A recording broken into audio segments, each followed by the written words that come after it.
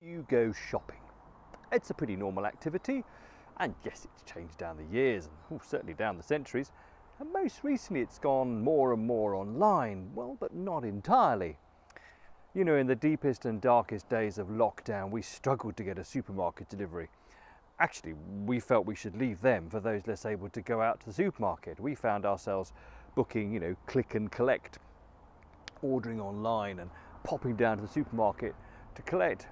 And in the worst days, we had to book 2 collections in Kettering. That's how far we had to travel for a slot. But do you go shopping? Well, of course you do. Or at least someone else does it for you. And it's not the toilet rolls that are vital, but the food. We can't live without food. Anyway, there came a moment when we had to decide to go back to the supermarket.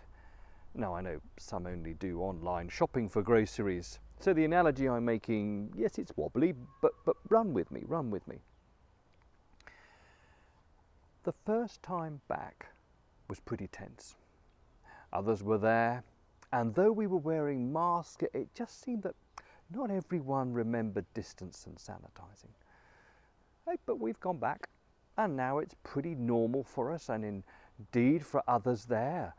The others are strangers, and yet we sort of trust them not to give us COVID. And we know, like them, we need food to live. So do you go shopping? Do you go to church?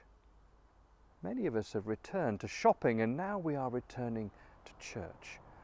Supermarket shopping gives us our food, but not much more really. Going to church gives us the food of God's word and sacrament, the bread and the wine, feeding our souls and our relationship with Jesus. And yet there's so much more. There's the company of others, not strangers, but our church family. And there's the encouragement, not of you, but of others. Encouragement by your presence, warming the hearts of others. St. Paul wrote to his friend Timothy in 1 Timothy chapter 4 verse 6 of the value of spiritual food that Timothy was to bring to the church people. They were, quote, nourished on the truths of the faith and of good teaching.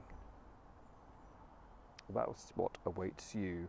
Nourishment not of physical food when you go shopping, but of spiritual food when you return to being among God's people, your family, delighting in seeing you and receiving the encouragement of your presence. We're going shopping again. We're gathering for worship too. See you this Sunday.